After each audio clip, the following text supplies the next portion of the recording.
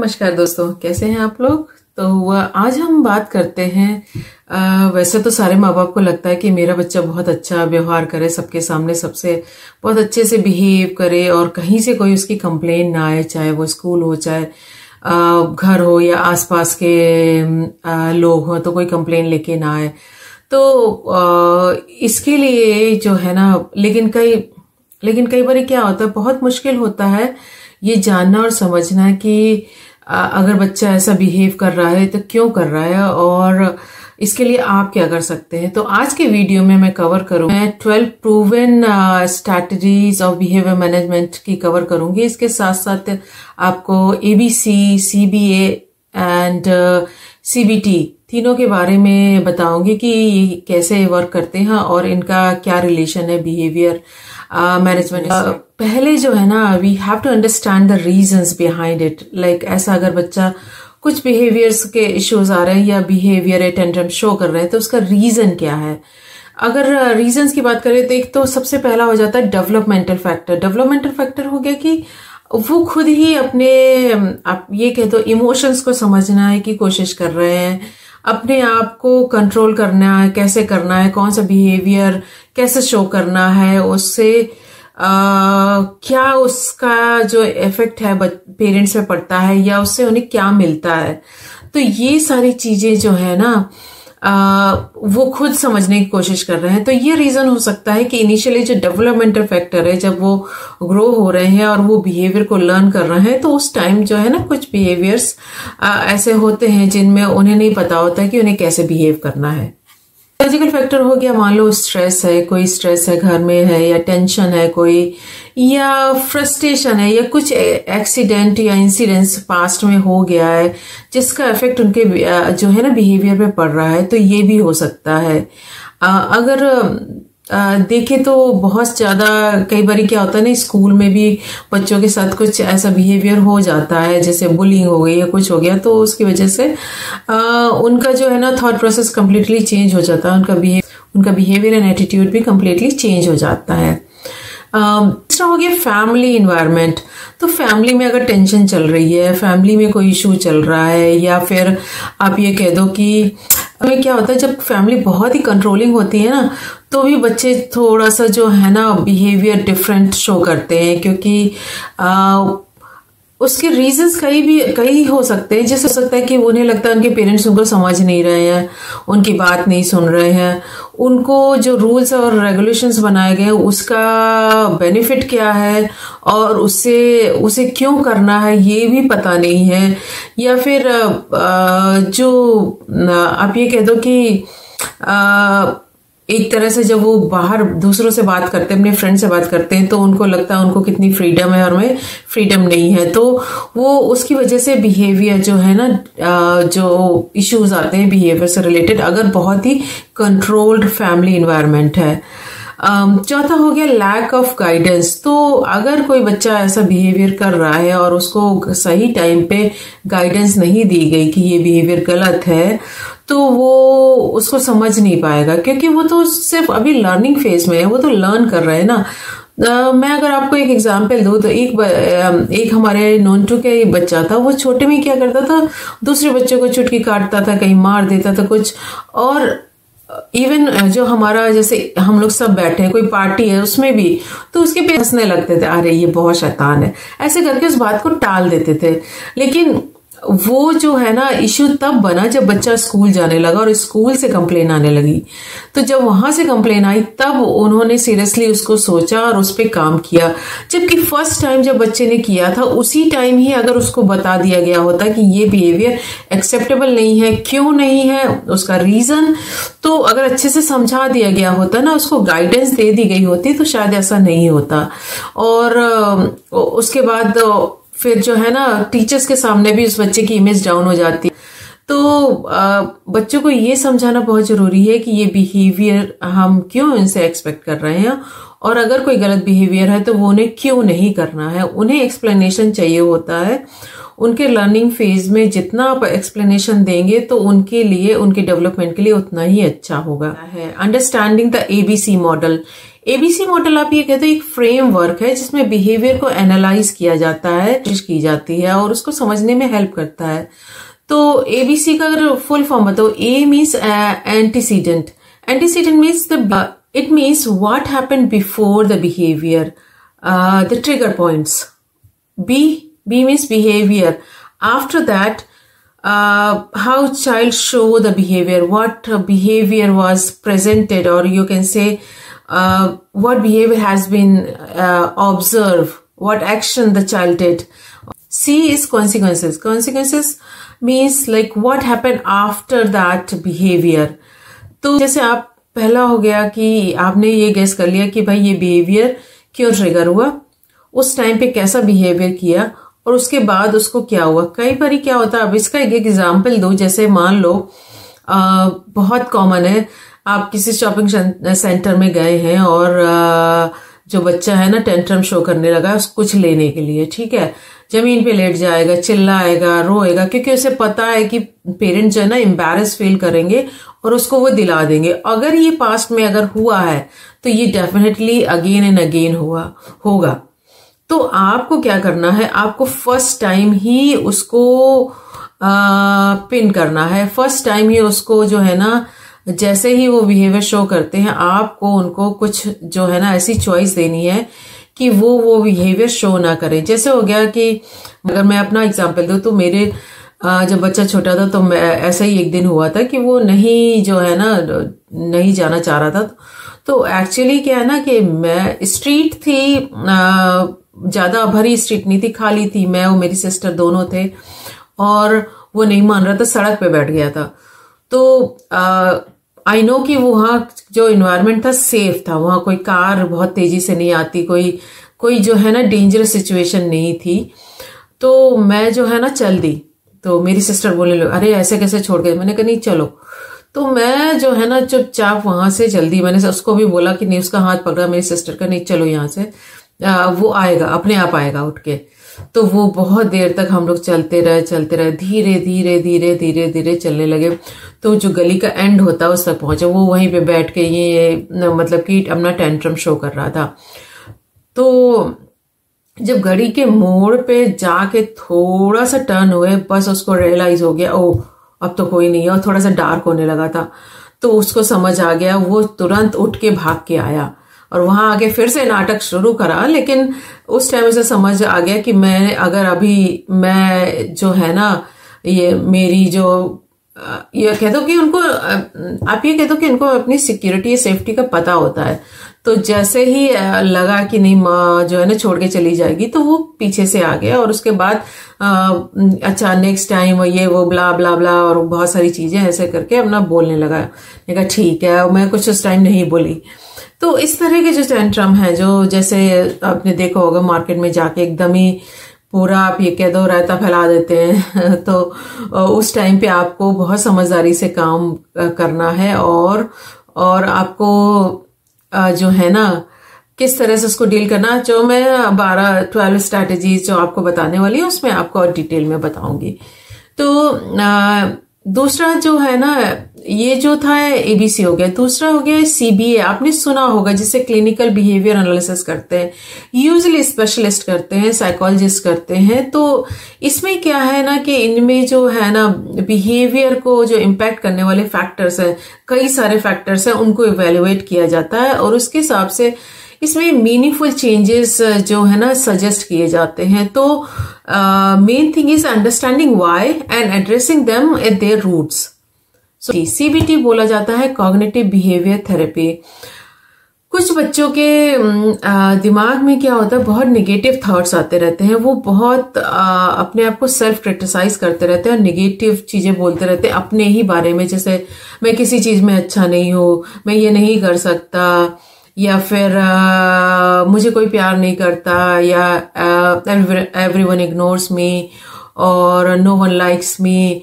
I'm not good, I'm not worth, no one likes me, my teachers doesn't like me, my parents doesn't like me, my friends doesn't like me, or everyone hates me. These kind of words, when they use the negative thoughts which come, sometimes it's not noticed at the correct time and it's continue quite few years, they might develop a habit of self-harm and other behavioral issues. So it's very important to understand, it's very important to understand what is going on in their brain if they are talking negatively with you about themselves. Okay. So CBT is basically to actually identify these negative thoughts and convert them into positive thoughts. The clinical psychologist and usually psychologist or behavioral therapist use this to understand those thoughts.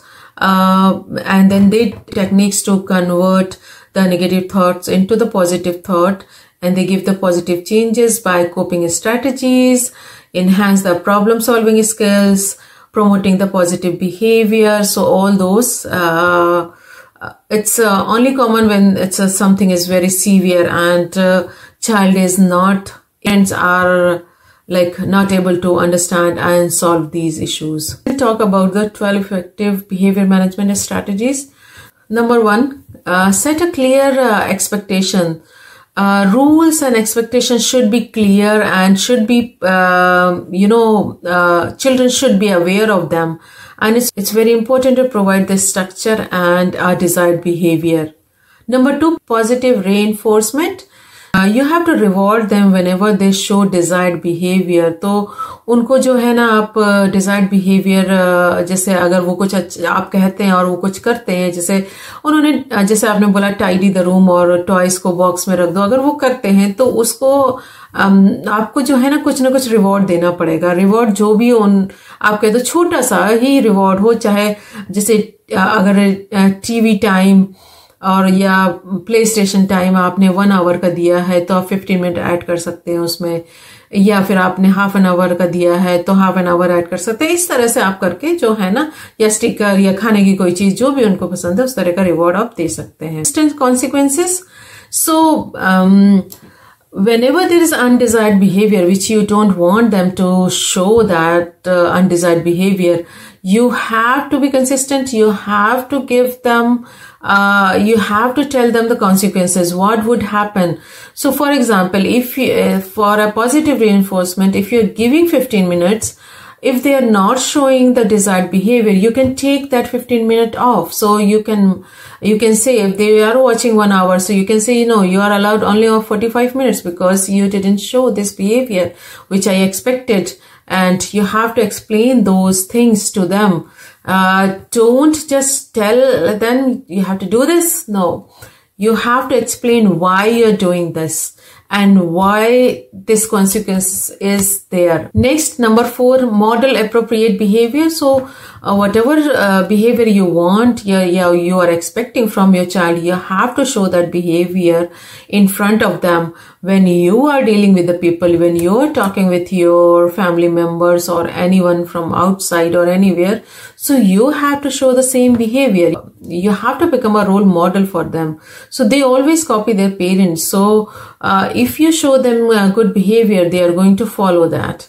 Number 5, use visual aids. Visual aids like charts, or you can routine schedule. If you have something scheduled on calendar and you paste it in their room and they know what time they have to do what. So routine and expectation in front of them, they are very clear and they understand it very well. कई बारी क्या होता है कि जब हम बोलते हैं वो उस स्पीड से समझ नहीं पाते जिस स्पीड से हम उनको बोलते हैं. तो अगर आपका जैसे रूटीन बहुत ही बिजी है तो आप ये कहते हो एक आप चार्ट बना दीजिए, एक जो कैलेंडर सा ले लीजिए जहां पे आप लिख सकते हैं कि यहाँ इस टाइम पे ये करना, इस टाइम पे ये करना, कि स्कूल से आने के बाद ये टाइम तुम्हारा होमवर्क का है, ये बाहर खेलने का, ये प्ले स्टेशन करने का, ये खाने का है. ये तो आप जब वो सामने रहेगा ना तो उनके लिए बहुत ईजी रहेगा उसको फॉलो करना और उसके हिसाब से काम करना. Number 6, implementing time out, grounding and thinking chair techniques. तो टाइम आउट ये हो, अनडिजायरेबल बिहेवियर किया तो आप उनको टाइम आउट दे दीजिए कि आप इतनी देर के लिए इस जगह यहाँ पे ऐसे ही बैठेंगे या आप अपने रूम में जाएंगे, बाहर नहीं निकलेंगे। ग्राउंडेड भी वही होता है कि आपने कुछ घंटों के लिए उनको रूम में बोला कि आप रूम में ही रहेंगे और आपको कुछ भी अलाउ नहीं है, ना टीवी है ना प्ले स्टेशन है, कुछ भी नहीं है, एक दिन के लिए, आधे दिन के लिए, या जैसे भी आप उसको प्लान करना चाहें। डिपेंड करता है कि किस टाइप का सीरियस बिहेवियर शो किया या आपके हिसाब से वो बुरा बिहेवियर था वो।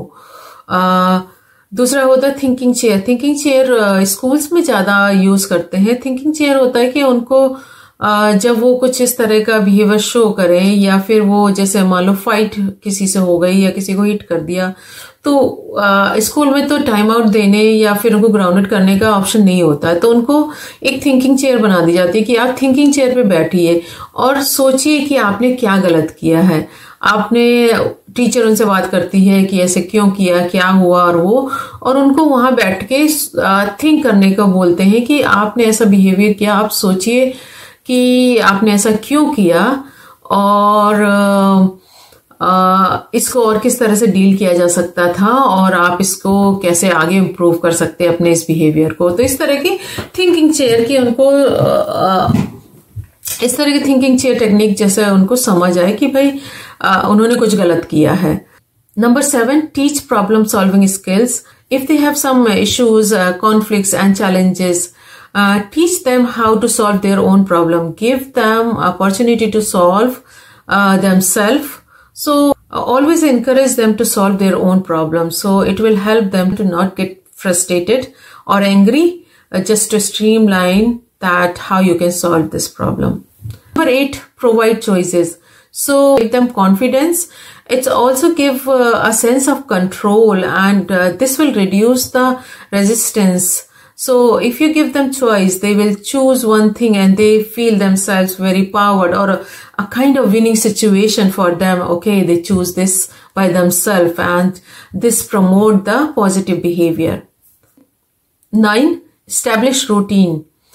So, you have to provide a set routine. As I said, you can prepare you can make a calendar, which you can paste it on the wall of their room or something which may be on your fridge or something, so they know it should be the structured routine. So it will give them stability and predictability as well. So if there is a stability and predictability, it's less likely they show any behavior or tantrums. Number 10, use when and then statement. So when and then is like, for example, if you finish your homework, then you can play PlayStation or you can play outside with your friends. So this kind of situation, they understand, okay, this is my first target, to finish the homework and then I'm allowed to play outside. So this technique is very good to use the when and then statement. Stay calm and composed. When your reaction can influence their behavior, so you need to remain calm and show very neutral behavior. So talk calmly and explain calmly, because you get angry as well, so it's not going to go further, because it's going to explode them into the worst behavior. So it's very important to stay calm and composed. But seek professional advice. If you think that the challenges which your child is facing, the behavior which he and she is showing is you can't control, even you tried everything and it's not possible for you to manage, so I would suggest to seek professional advice. There are behavior therapists and psychologists who can help them, who can help you to understand your child, and they will give you techniques and strategies which you can use at home to to build the behavior or to motivate them or to reinforce them for the positive behavior. आज जो है ना, मैंने main 12 techniques जो strategies हैं जो आप use कर सकते हैं उनके बारे में बताया, लेकिन आप कोशिश ये करिए कि मैं सारे वीडियो में कह रही हूँ कि आपको अपने बच्चे को समझना है। तो अगर आपके बच्चे का बिहेवियर में जो प्रॉब्लम आ रही है और आप सॉल्व नहीं कर सकते हैं, प्रोफेशनल एडवाइस बहुत जरूरी है। दूसरा ये हो गया कि अगर सीबीटी, कई बार क्या होता है ना कि पेरेंट्स बच्चे से बात नहीं करते तो हमें पता ही नहीं चलता है कि बच्चे के अंदर निगेटिव थॉट्स डेवलप हो रहे हैं, और सिचुएशन ऐसी हो सकती है कि टीनेज में वो अपने को हर्ट भी कर सकते हैं। तो उसको अंडरस्टैंड करना बहुत जरूरी है। अगर नेगेटिव थॉट आ रहे हैं तो उनको कैसे पॉजिटिव में कन्वर्ट करना है। हालांकि हाँ, सारे पेरेंट्स को वो टेक्निक्स नहीं आती है और पॉसिबल भी नहीं होता टाइम मैनेजमेंट और अदर इश्यूज की वजह से। तो आप ये कोशिश करिए कि आप देखिए, स्पेशलिस्ट से मिलिए और वो क्या सजेस्ट करते हैं। सीबीटी की टेक्निक में क्या होता है कि जैसे आपने सुना है, जो पॉजिटिव कोड्स होते हैं वो लिखने से जो है ना, उनका आप ये कह दो मेंटल थॉट प्रोसेस चेंज होती है। तो अगर आपको लगता है कि आपके बच्चे के अंदर नेगेटिव थॉट्स डेवलप हो रहे हैं, तो मैं सजेस्ट करूंगी हमारी न्यूवी पब्लिकेशन की कर्सिव हैंड राइटिंग की बुक है, जिसमें पॉजिटिव कोट्स हैं। वो 8+ के लिए है। उसमें वो कर्सिव हैंड राइटिंग लिखना भी सीख सकते हैं, और उसमें क्या है ना, जो है ना पॉजिटिव थॉट्स हैं, तो एवरीडे अगर वो एक पॉजिटिव थॉट लिखते हैं तो वो उनके ब्रेन में जो है ना वायर्ड होता रहता है, और जिसकी वजह से जो उनकी थॉट प्रोसेस है वो चेंज होने लगती है। तो आप कोशिश ये करिए कि आप अपने बच्चे को समझने की कोशिश करिए, उनके बिहेवियर को समझने की कोशिश करिए, और उसके हिसाब से फिर काम करिए। मैं जो है ना लिंक डिस्क्रिप्शन में डाल दूंगी, cursive hand writing with positive codes, तो आप उसको जो है ना आप खरीद सकते हैं और उस पर भी काम कर सकते हैं। तो ये जो एज है, आप ये कह दो 8 से लेके आप 16 ईयर्स तक के, जो समटाइम्स 18 ईयर्स एज वेल, इस तरह के थॉट आते हैं। तो आप कोशिश ये करिए कि आप जो है ना इस तरह की बुक लीजिए और उनको डेली एक कोट लिखने को दीजिए, ताकि वो पॉजिटिव थॉट्स को जो है ना पॉजिटिव थॉट्स उनके अंदर बिल्ड हो सके। तो आज के लिए बस इतना ही। नमस्कार, बाय बाय।